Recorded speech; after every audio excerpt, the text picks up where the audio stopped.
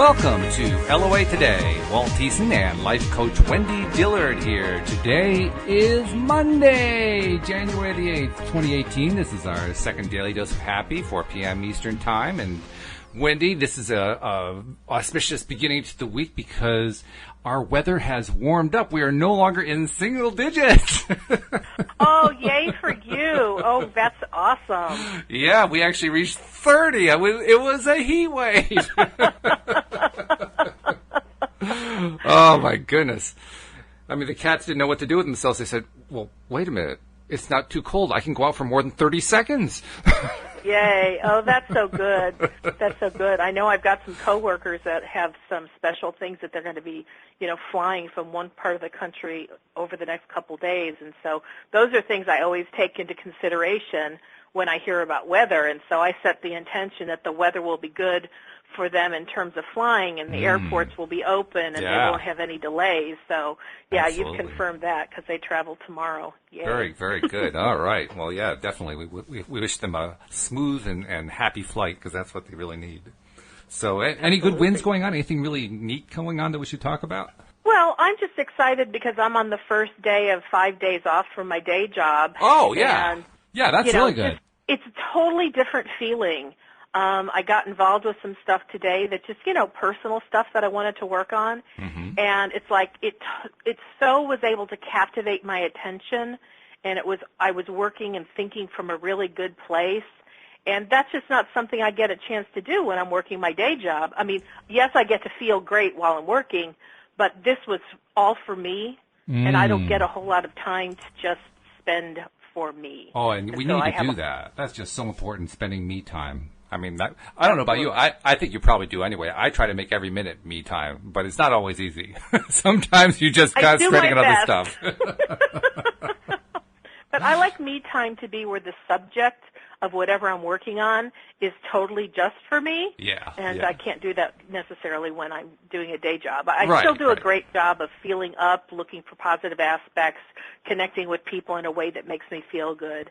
But when I get to do stuff all for me, it's awesome. Like for this weekend, I normally wouldn't have spent this much time doing it, but because I knew I had a whole week ahead of me, it was a luxury to do it. Mm-hmm. But, I don't know how you or other people are with their personal inbox, but, I'm on so many people's lists that I get so much mail. Oh, my goodness. I do my best every day to delete stuff I know I don't want to read. Yeah. But yet the inbox still starts to get really full with stuff that I do want to read. I glance through it and I go, ooh, there's a good article, or, oh, there's a good recipe, or, ooh, I want to see what this person's up to. And so I took the luxury this weekend to just go through my inbox and watch the videos. Like I have people who send me Abraham or my attention. Oh, we just had a technical glitch, and we lost all of that, I'm sorry to say. I just recovered us, fortunately, but we just went blank for about 45 seconds, so I apologize about that.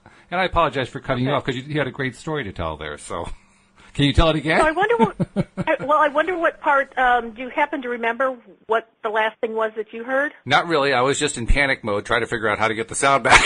Okay. Well, then I'll just tell the story again. So pardon me for listeners if you're going to hear a little bit of repeat. But one of the things that I did, and it was such a luxury for me over the weekend, was that I looked at my inbox for my personal email, which, gets so out of control because I'm on so many people's different lists. And so even though during the week I normally am pretty good at least looking at stuff going, oh, delete, this is not stuff I care about, but there are always those emails that matter to me. I want to know what's going on with somebody in particular, or, oh, that looks like a good offer, or, just there's something, or like, oh, there's a great recipe and I want to print that. And so there's always this huge amount of stuff in my inbox waiting for my attention. Okay. But the thing that really was important is I have this one gal that likes to post to one of the groups I'm in with Abraham, and she posts new Abraham clips. Okay. And I don't like to listen to those unless I can be really present and really hear the essence of what Abraham is saying. And so here's what my luxury Sunday looked like. I was sitting in my recliner with the sun shining in. Yes, I'm in Texas. The sun does shine here. And I'd listen to Abraham, and I'd go, that was so good, and I'd listen again.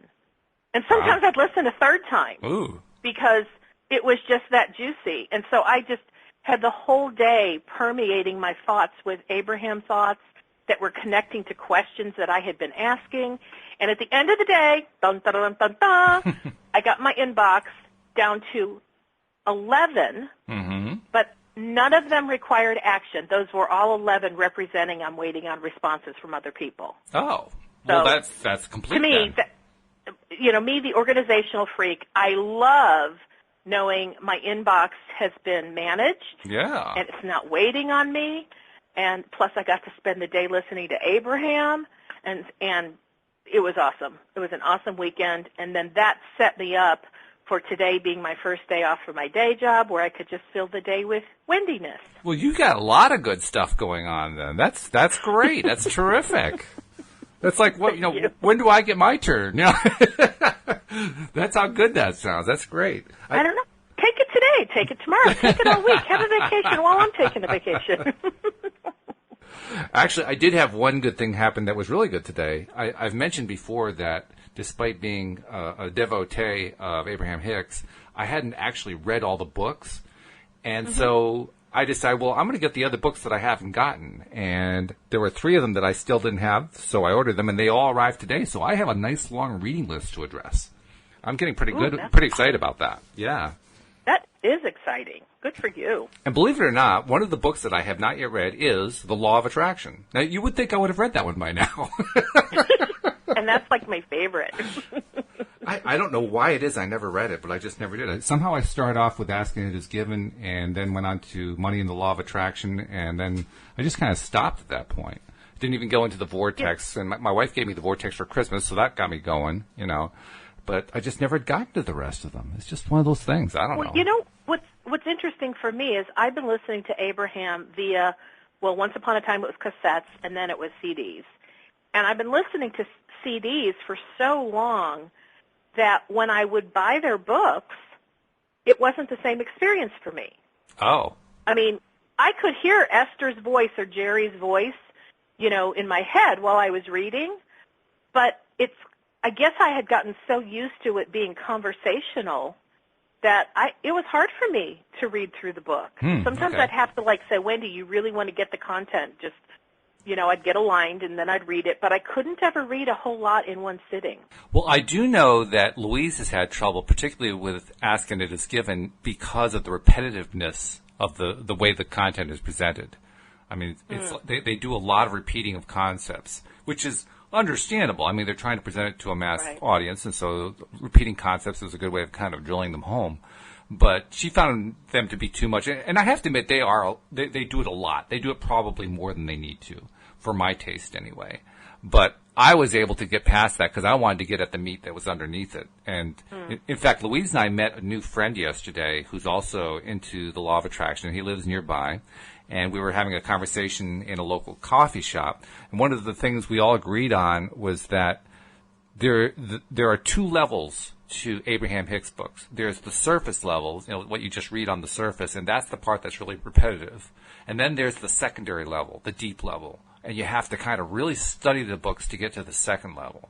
But when you get to that second level, it's like you're reading a whole new piece of a book, and you're wondering, where was this the first time? Why did I miss this? You know what I mean? It's like stuff appears that wasn't there before. And I've experienced that with the CDs, or even by listening to YouTube.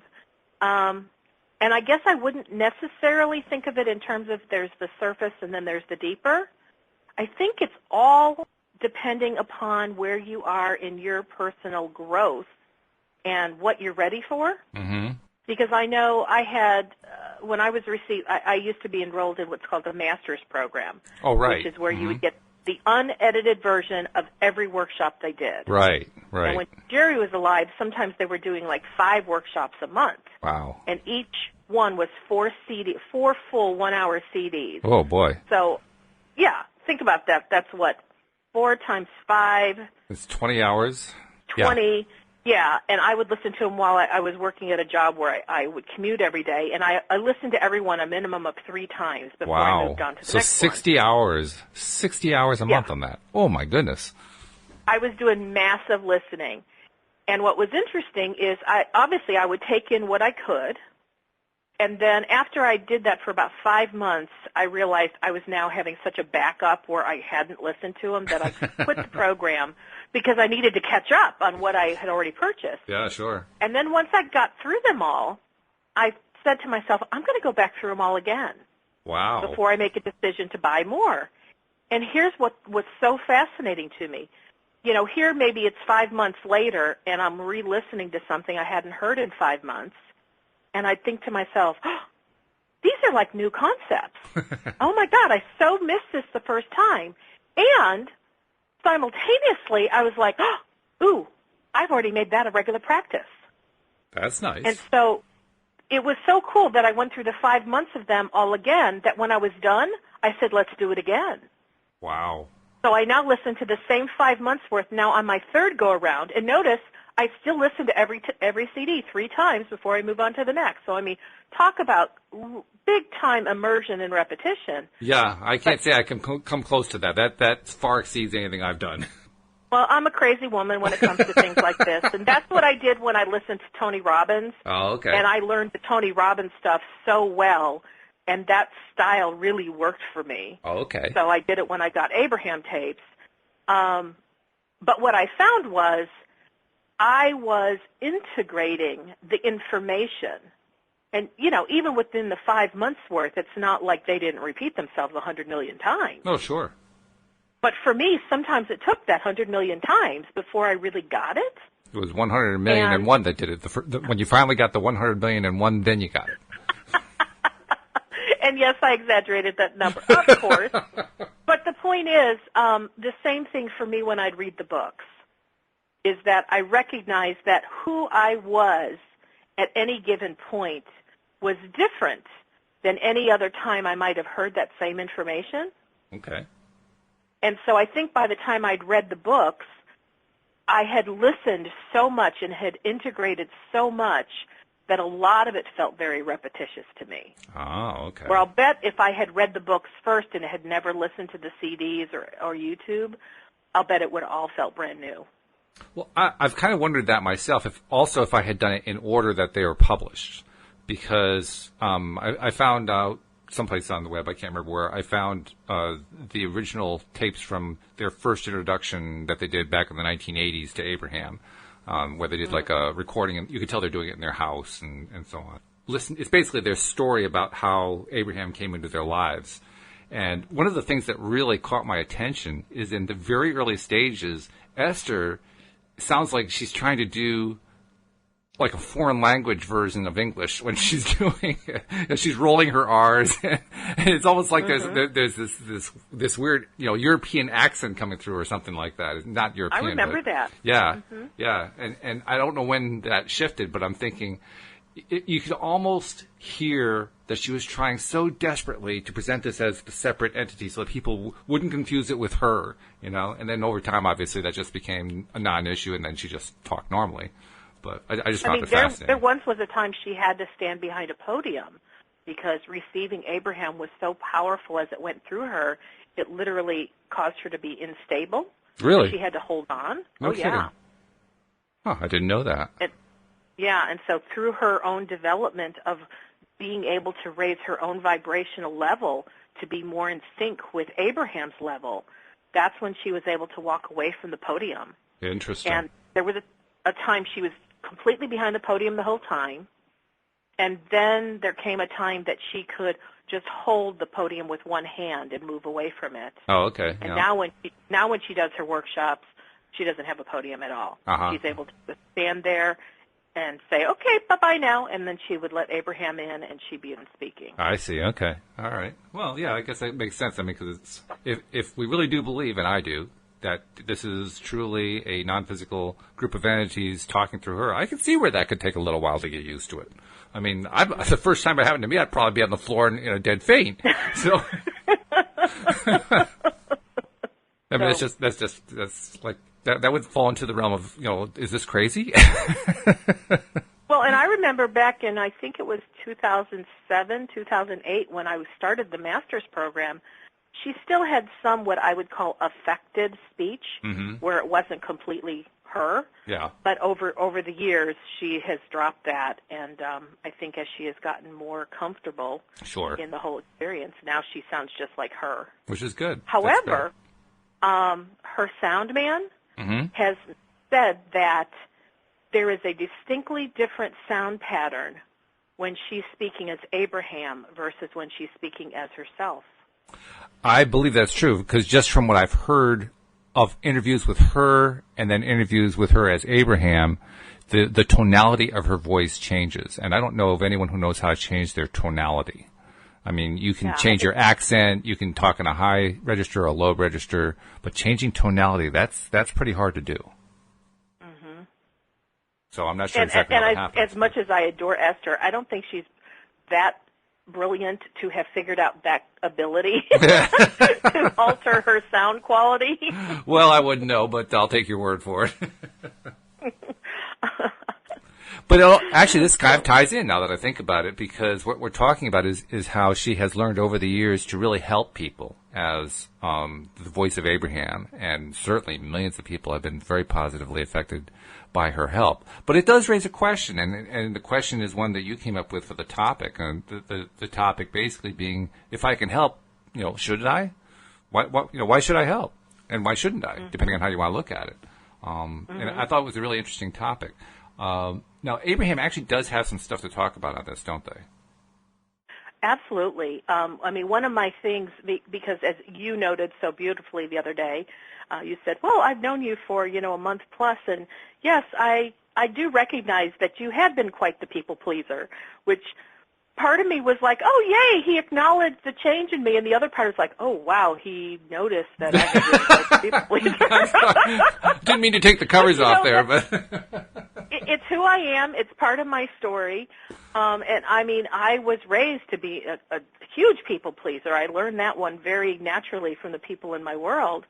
But, I came to recognize at a certain point in time that being the ultimate enabler and enabling everybody and helping everybody was actually robbing people of their ability to learn for themselves what they needed to learn. And I was making people dependent on me. And so that was a double-edged sword, because I liked the feeling of helping people. I love that people acknowledged me for it, admonished me, thanked me, like, oh, my God, what would I do without you? But the other side of the coin is that there was an obligation, because now when somebody was in trouble that I had been helping for so long, even if I didn't have the time, or I didn't think I did, I felt obligated to be there for them, and I would drop my own stuff to help other people. Mm-hmm. Yep. And so it was really robbing both of us. It was robbing from me because there were things I wanted to do for me that now I wasn't doing. But this is the real point as to why I stopped and why I was able to make an abrupt change in my life and not be the people pleaser that I had been groomed to be, is because I realized I was robbing people of the very experiences that they needed to fully grow and develop. It's interesting that you mentioned that, too, because it actually came up during the podcast this morning with Tom, because Tom pointed out the story of the butterfly that's in the cocoon before it becomes a butterfly, and it needs to beat its wings against the cocoon in order to strengthen its wings, or otherwise it basically dies at birth. Which is not a good thing. I did not know that. You didn't know that one? Oh, yeah. In fact, that actually, the first time I heard that story was associated with the school that I helped to set up. I think I told you about that one, called the Sudbury Model School. And it was a story that was passed around as a way to encourage staff members to not try to set up classes for the kids, because this was a school where the kids were completely in control of their school day and they could do whatever they wanted to do.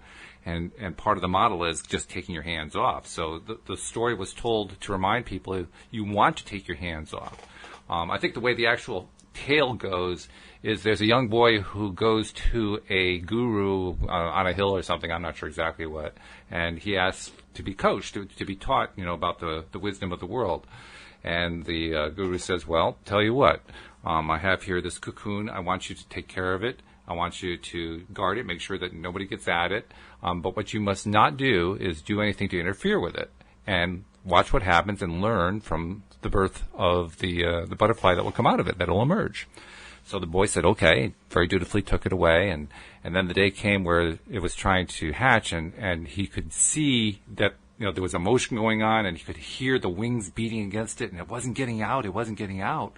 And he became so frantic, he finally, pulled the thing open, and the butterfly got out, but within a day it had died. And he couldn't believe it. And he went to the master and said, well, what happened? Well, you did what I told you not to do. It needs to beat its wings against the cocoon. That's the only way it can get strong enough to be able to fly on its own. The moral of the story for the school was, if you want the kids to really develop the way the Sudbury model allows them to, you got to let them make their own mistakes. You got to let them do it their own way. You got to let them follow their own built-in compass. Because if you do that and you allow it to go and go and go, they will exceed every possible dream you have for them. But if you try to interfere, you will get much less than the results you're hoping for. And you know what? That idea sounds brilliant in theory. It sounds fascinating even in truth because, I know that mama birds just push their baby birds out of the nest and and if they don't fly, they die. Right, yeah. It sounds kind of harsh, but we're kind of used to that in nature. But, for me, who grew up always being a people pleaser, that was a hard thing for me to change. It was a hard thing for me to even recognize or even come to grips with because I didn't like watching people struggle. Oh, yeah. Well, let me tell you, for Sudbury parents of Sudbury kids, it's tough for them, too, let me tell you. It's really hard to take your hands off. Oh, boy, because, every single message we get in society is you have to teach your kids how to read early. You have to give them the advantages that they need so that they can get the high grades, so they can get the credentials, so they can go off and have their ideal lives. That's the message, right? That's the message that every parent gets. And then we're asking them to go against that message? Oh, my God. That's huge. The thought that comes to mind is, because I had 3 younger siblings, I was around to watch each one of them when they went from crawling to walking. And I say that because I don't have children of my own, but I very distinctly remember it with my 3 siblings. But, there's almost an expectation that when they start to pull themselves up and they take their first step, I've never known a kid to stand up and then start running across the room.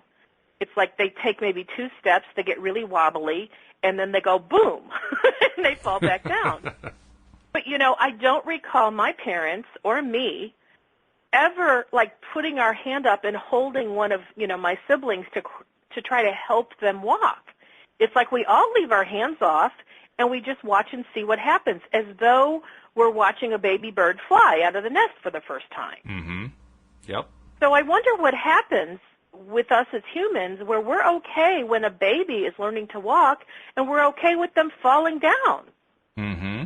But somehow when we get older, we want to help everybody. We want to jump in, even a little kid who's maybe 4 years old and learning how to cut with scissors for the first time. If they're not doing something quite right, I know myself and I've watched other adults jump in and go, no, this is how you do it.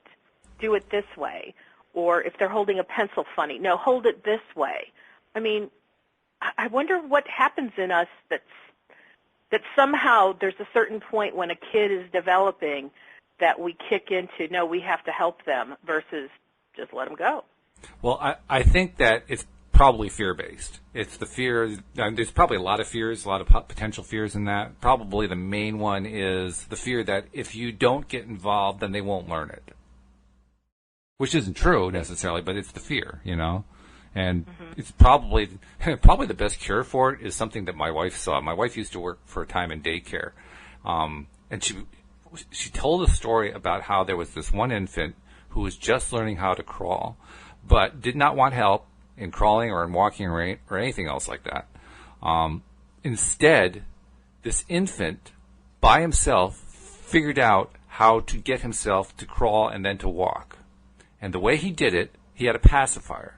And he would take the pacifier out of his mouth and throw it a couple feet ahead and then crawl over to get it. and he'd pick it up, suck on it again, throw it another 2 feet, crawl over to get it. And then he did the same thing with walking. That's amazing. And you watch something like that, you say, they don't need any help. They got it. They got this down pat. Yeah. I mean, that's a really cool little strategy that little one had. I thought that was great when I heard about that one. Like, whoa. Well, fast forward now into adulthood, what actually precipitated this topic for me was the other day, my friend Keisha, I've talked about her before. She's been staying with me. Yep. And she was having some problems with her laptop. Okay. And she got, like, the blue screen of death. Oh, no. And it's like, what do I do? And, it had these messages, and I'm like, well, what'd you try? And so she showed me. She said, I've tried this, I've tried this, I've tried this. And she tried everything I would have thought to try. And so finally I said, here, I'm going to give you my niece's cell phone number because she's a tech gal. She doesn't live nearby, but at least you can contact her and see what she has to say. So my niece walked her through all these different system screens, and it was taking forever, and like she'd get to the next stage, and Keisha would like take a picture with her cell phone, and then she'd text it off to my niece because my niece was actually at a function, but my niece was so sweet, she like still helped my friend. Mm-hmm. So anyway, finally by the next morning, all the things had cycled, and it was still kind of the blue screen of death, and my niece said, it's really looking like your hard drive is dead. And she was like, I don't know what to do. And my first question was, well, do you have a backup of all your stuff? And she went, a backup? And I went, oops. Guess not. So I said, well, at least try to back your stuff up. So she tried, and she said, it's taking forever. It's not working. And then I said, okay, well, I don't know. Well, now here, let me back up and kind of say why this subject came for me. Because when she was first having trouble, my first inclination was to run in and help her. Now, I'm not an IT tech. I mean, I know a little bit of stuff, but, I knew I couldn't help. But yet my inclination was to do that, to race in there and, like, help think through what she was already dealing with. Which is actually kind of unusual. A lot of people, their first inclination in a technical situation would be to run away as fast as possible. But nevertheless, I mean, that shows your humanity. That shows that you're a kind person and you want to help. But also, I kind of like tech stuff, and I've dealt with a lot of things because my ex-husband used to be help desk, and so I kind of learned a lot from him, even though, back then it was probably Windows 3.1. Right. It was a long time ago. But I've always been interested. So my natural inclination, one, because it's a tech thing, and two, because I was a people pleaser, was to run in and try to help. And so as she was going through this stuff, working with my niece, I would just say, how you doing? She's like, oh, well, we're progressing. I'd say, okay. But I wasn't racing into her room. I wasn't racing in to see what was on her laptop. And I remember sitting watching TV while this was going on, and I kind of felt an internal conflict because I'm like, gosh, I feel like I'm being so cold. Now, I wasn't being cold, but that's how it was. I interpreted it because my lack of jumping in and trying to offer, hands-on assistance, even if I couldn't do anything, I still felt like I should have done something. Like I still had this natural inclination of obligation to go help and do something. And yet I was internally asking questions like, is there anything I can do to help? And I got, no. Is there anything I should be offering? No. What should I do? And it's like, just sit here. And I'm like, but it feels so, like, not kind, And what just kind of like the guidance that was coming to me is, this is for her to deal with. Let her figure this out. If she needs resources, let her ask the question. Yes. But don't just race in before somebody asks the question. Yes. Exactly right. And that is the biggest point. And so at one point, we were both downstairs in the kitchen together, and we were just chit-chatting, and, I kind of said, something, and I said, well, because she was asking me a question about backup systems, which I have, and I said, oh, well, I'll show you what that looks like. So we were looking at my laptop, which was downstairs, and while we were talking, it just felt like the right thing to do, and I said, well, have you called any local places to check on, like where you can recover data from your hard drive, because I didn't want her to lose her data, if at all possible. Yeah. And she went, oh, well, I hadn't thought of that.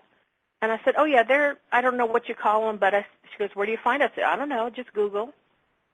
So she did, because she has a tablet and she has a cell phone. So she started Googling, and she goes, oh, it was Saturday, like at about 3:30. And she goes, oh, I found a place that's really close by. I even know where it is, and they're open until 6. And I said, oh, great. Well, have you called them? She goes, I'm about to. And so she called them. She got good information. She headed on out. And as she headed out the door, I thought about it, and I went, I did get to interact with her to help her, because she hadn't, I've had so many system crashes, I feel like I'm an expert at it. Apparently she'd never had one, bless her heart. How did she live to this long and never have a system crash? And she told me today, she goes, because I've always had Macs. And I'm like, okay, never mind. And it's true. It's a different kind of operating system. It just doesn't, it behaves completely differently from the Windows operating system. So, yeah. And so it's like, because she was working on a Windows system, which I knew a lot about, it didn't dawn on her to back up her stuff, and she didn't know you could do system recovery. And so it felt good that I got to point her in the right direction.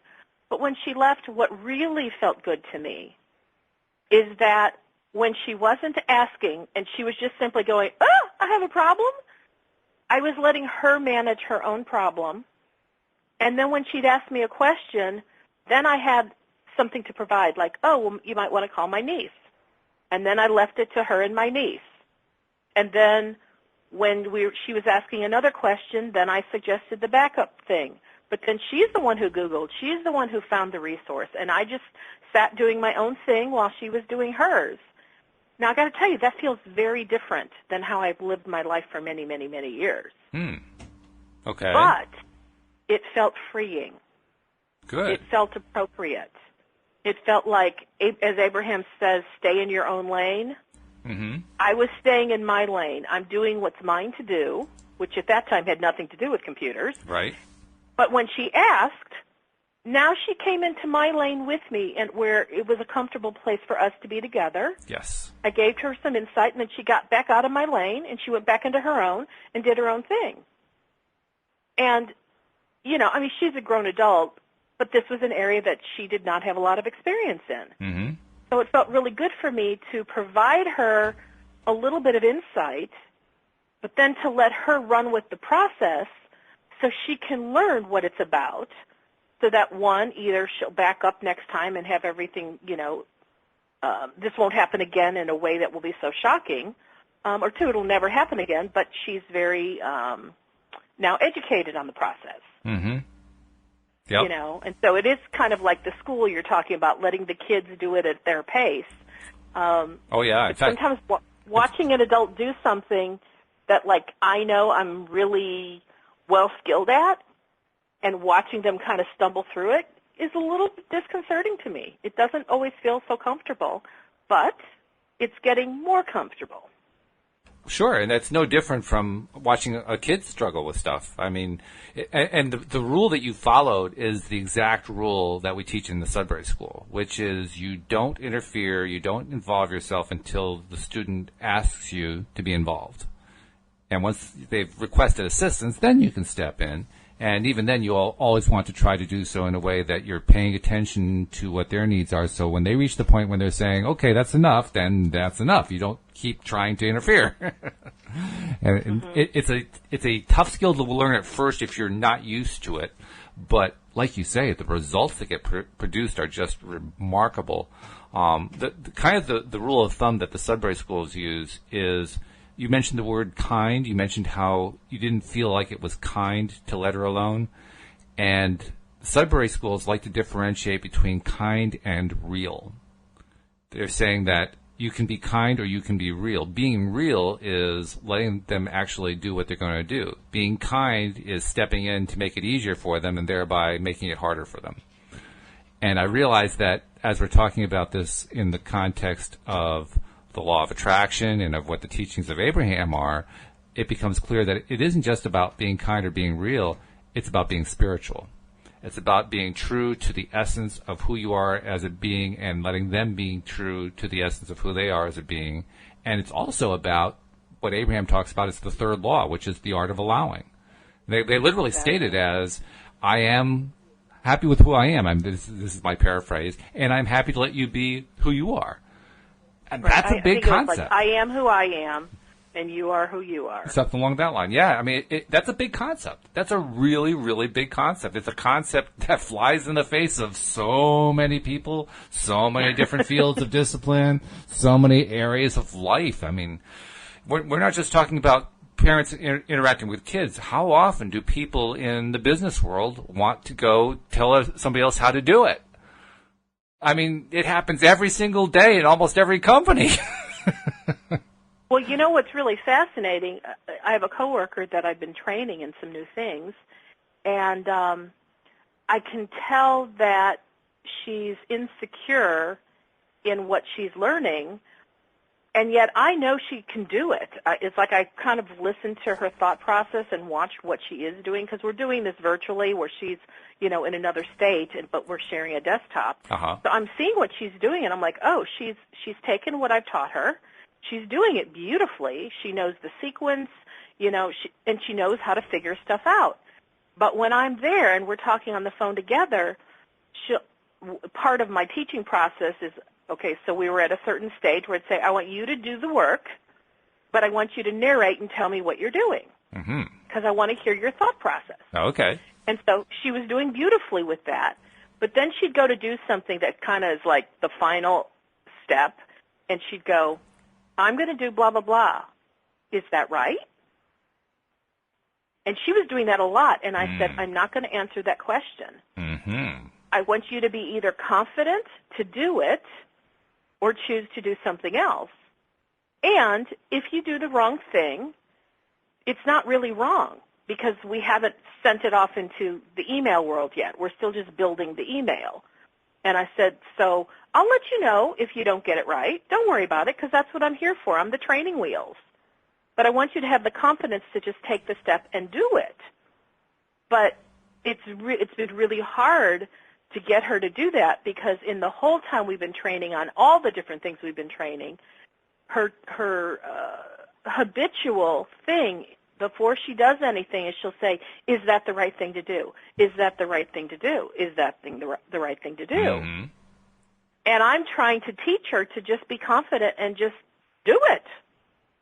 That's a really good example, because it also has a very strong LOA component to it, because confidence is such a big part of belief. You have to be confident that it'll happen, because it's in the unseen. You can't see it happening. So you have to be confident. You have to believe. You have to actually trust it's going to happen, even though you aren't sure how it's going to happen. That confidence component is just huge. And so anytime that any of us are trying to help someone from a law of attraction perspective, particularly if we're trying to help them with it, probably the last thing we really want to do is to get in the way of anything that they could be doing to build their own self-confidence. And that's what you were trying to do. You were trying to stay out of the way of their own building of their own self-confidence. And it's hard to do sometimes. It's just plain hard, but it's good. And so kind of the next step, because the way I train anybody is I have my own plan or my own system, but I also take the feedback from the person I'm working with to figure out what their style is. And so I altered my style slightly, where I said, okay, I think the next thing that should happen is you should do this completely on your own without me. Oh, good, yeah. And just send out the email, and if there's anything that you've done that I think could be changed or could be improved upon, I said, no big deal. I'll give you feedback, but I promise you nothing that you send out, will it be like the end of the world if you make a mistake. I said, I make mistakes all the time just because I'm doing lots of stuff. It moves very quickly. And afterwards, oh, shoot, I should have said blah, blah, blah. So I'll just send an addendum. I'll say, oh, here's another thing I wanted to point out about this information I'm sending. And I said, it happens all the time. And I said, don't worry about it. Just proceed with what you feel like you have been trained to do. Mm-hmm. And what I found really fascinating is her work was really excellent. Like, she's probably learned it, like I've trained about 6 people now in the same process. She's probably learned it faster and better and more, like she's catching more of the detailed nuances. Oh, good. Than anybody. Yeah. But it's like I had to let her fly on her own for her to start doing it. And she goes, well, I know it's taking me a really long time because I'm thinking things through. And I said, that's okay. Take the time. Because I know when she was with me, when she would say, is this the right thing to do?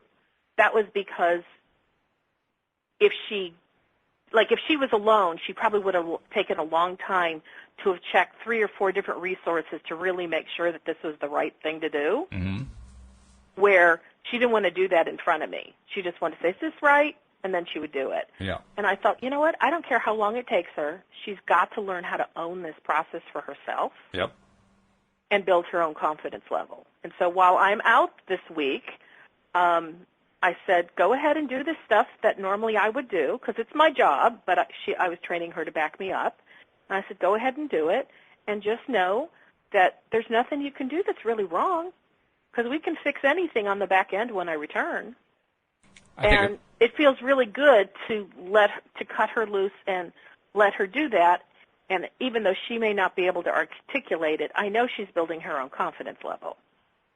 I think it's funny, too, because she said something to the effect in your story there that she apologized for learning it so slowly, and yet just a moment ago you said she was learning it faster than anybody else. And it makes sense, because so often, even when we're learning fast, we feel like we're learning slowly. It just goes to prove that it's all subjective. Time is very subjective, and the experience of it is subjective. And just because it seems like you're learning slow doesn't mean you really are. And what I know for me, like I said, I've trained about 6 people in this, probably over the last 7 years. But who I was 7 years ago was a big-time enabler, people pleaser. I would not have let somebody else, quote, go and do it on their own as quickly as I have with her, because I was holding other people's hands so tightly, and I wouldn't let them do anything that, quote, is wrong or not the way I want it done.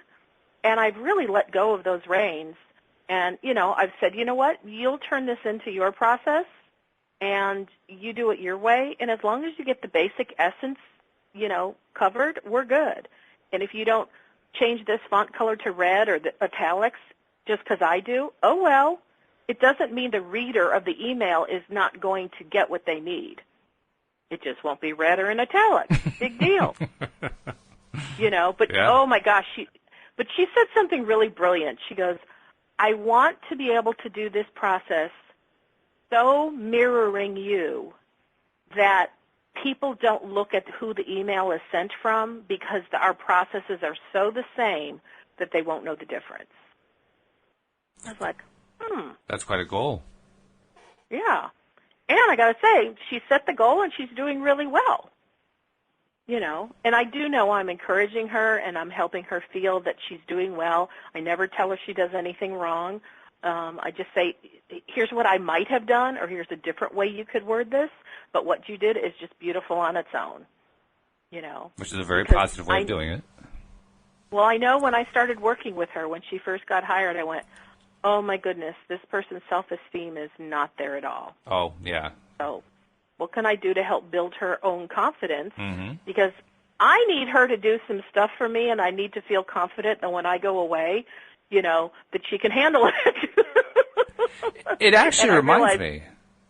I'm sorry. It just reminds me, back in the day, way back, the reason that most of my career went the way it did, and it kind of went off in a variety of different branches, was because early on I was one of the very few people who understood and knew how to use a computer, both Apples and PCs. I was good at both of them.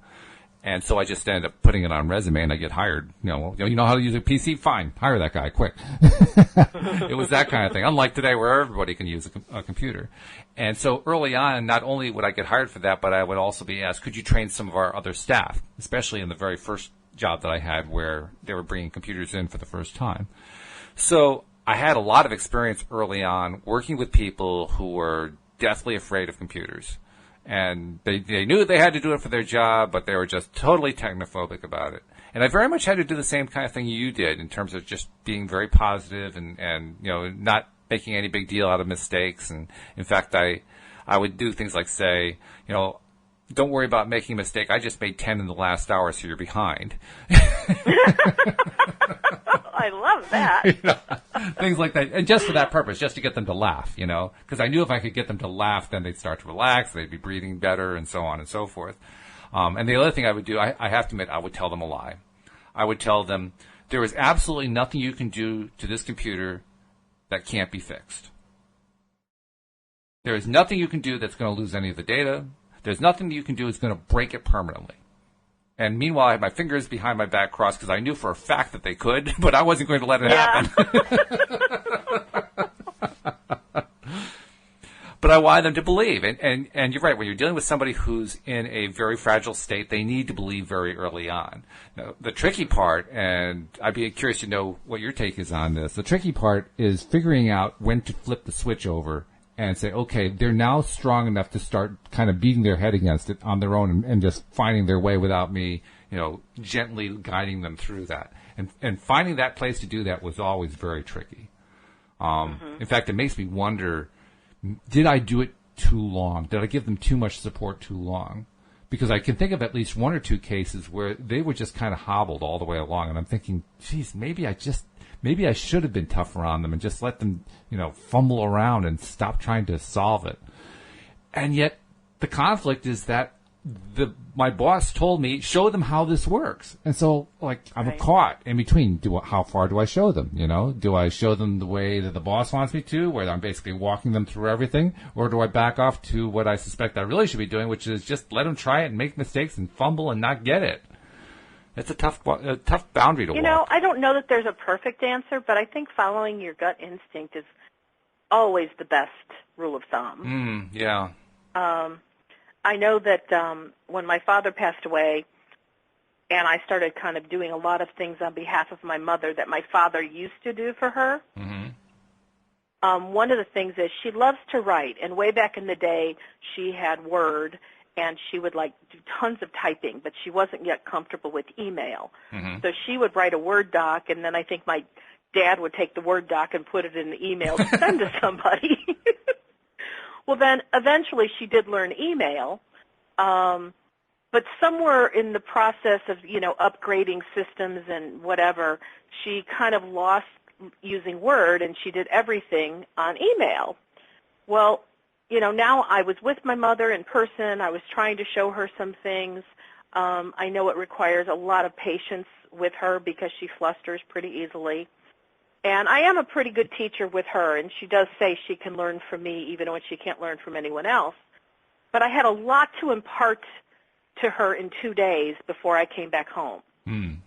And so it was quite a struggle for the next year because, computers are all different, and, if she goes to a different site, what button do you push? Well, literally I'd have to explain what a button looks like and what a button is on a computer versus something else. And it was just trying to find the words was really difficult. Oh, yeah. But over time, we managed through it. Well, so it was funny because I was sharing with her about doing this show.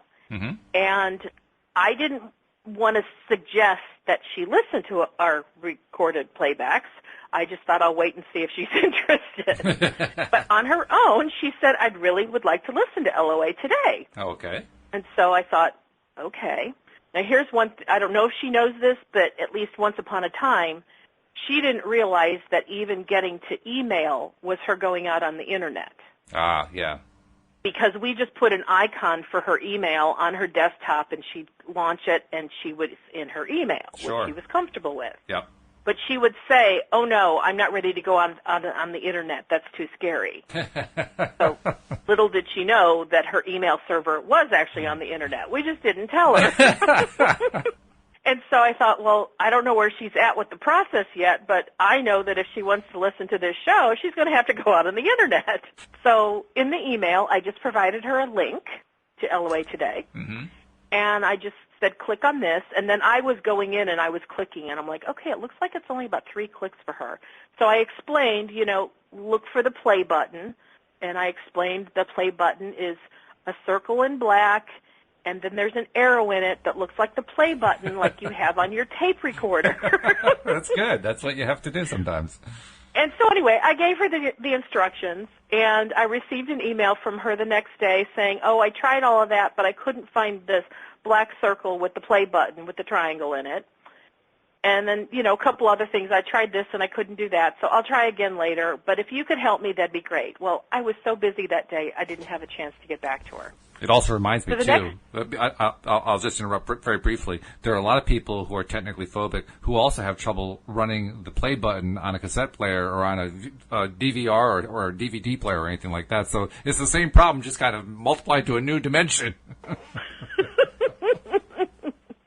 So the next day I get an email from her, and she says, I think I figured it out.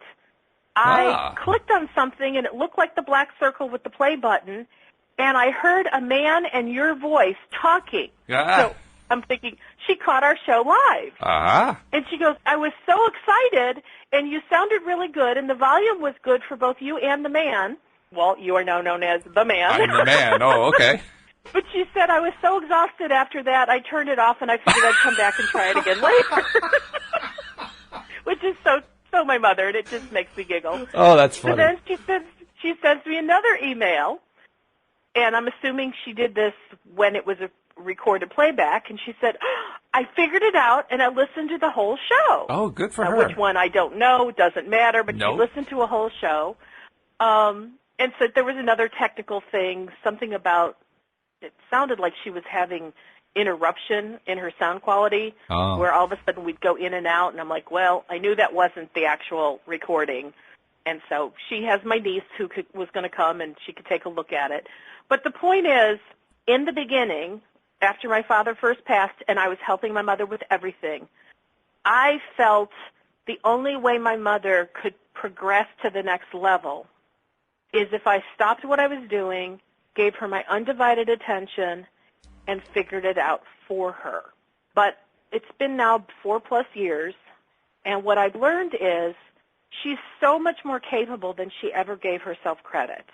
Oh, yeah. And if I don't come back to her immediately, her natural desire to want to do something overtakes her fear of not being able to do it. Yes.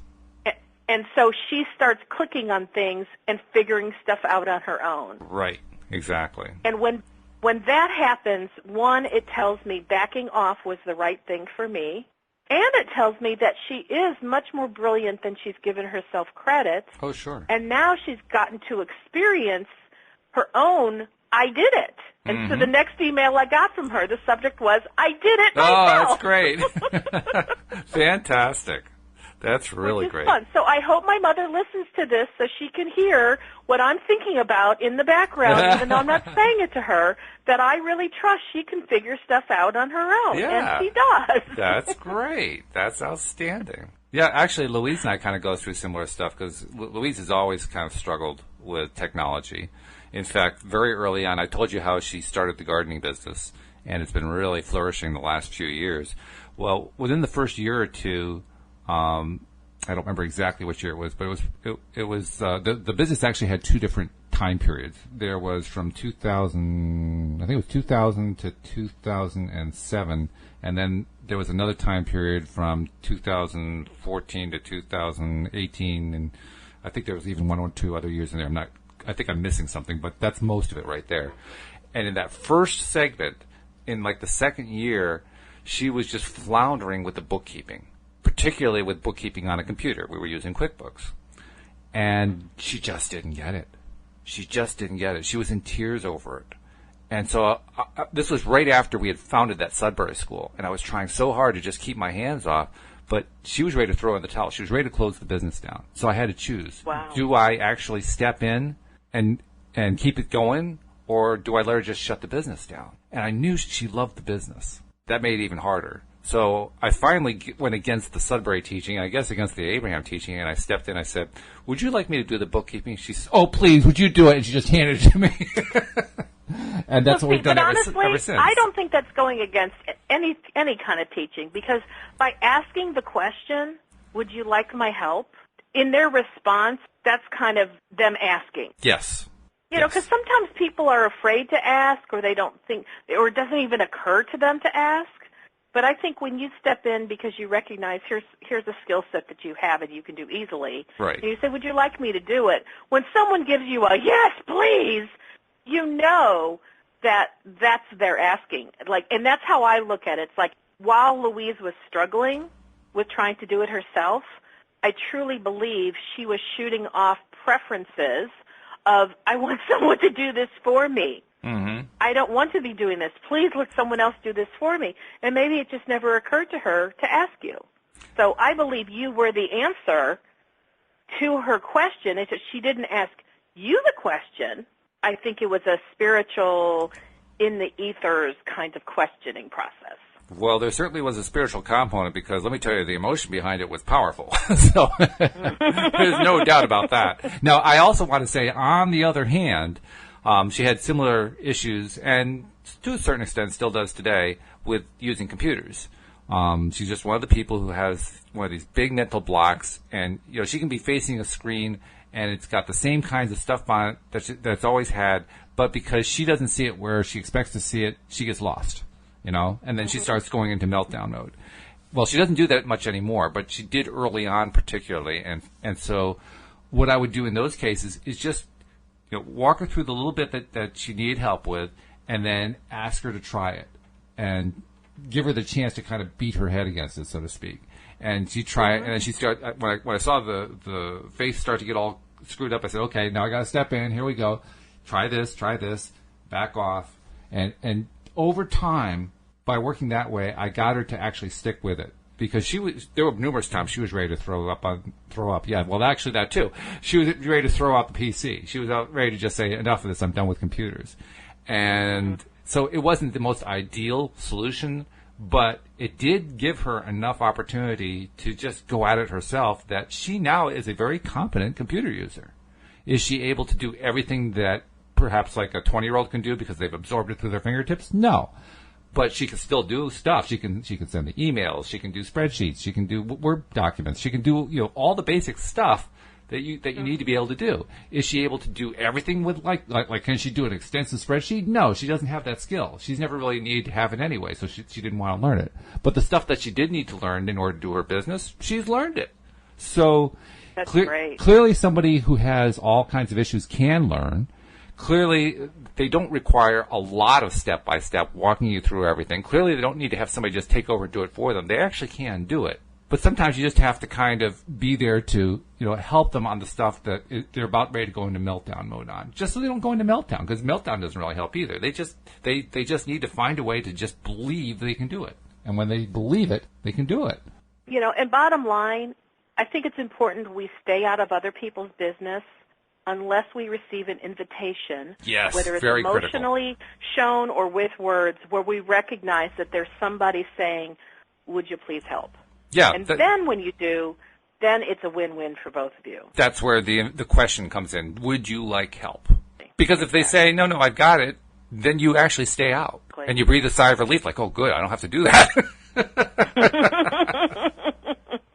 But it's true. It's really important to be willing and able and ready to base it purely on whether they've asked for help.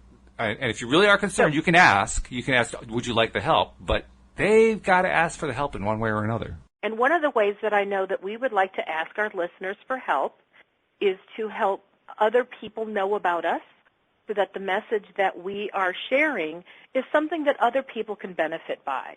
And some of the ways that you can share our show is by telling other people on social media, sharing it with your spouse, telling anybody that you know. That, if it's something you like, please share it with others, and feel free to comment on our LOAtoday.net page and let other people know how you're enjoying it.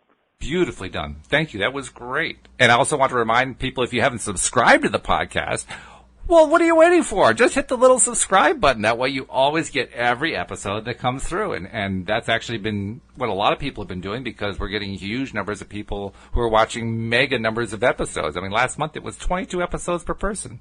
So thank you to everybody who's subscribing. And Wendy, if they need a little private coaching, that can also be helpful. How do they reach you for that? They can go to my website at wendydillard.com. Very simple. Wendy, I think we knocked it out of the park. Let's do it again tomorrow.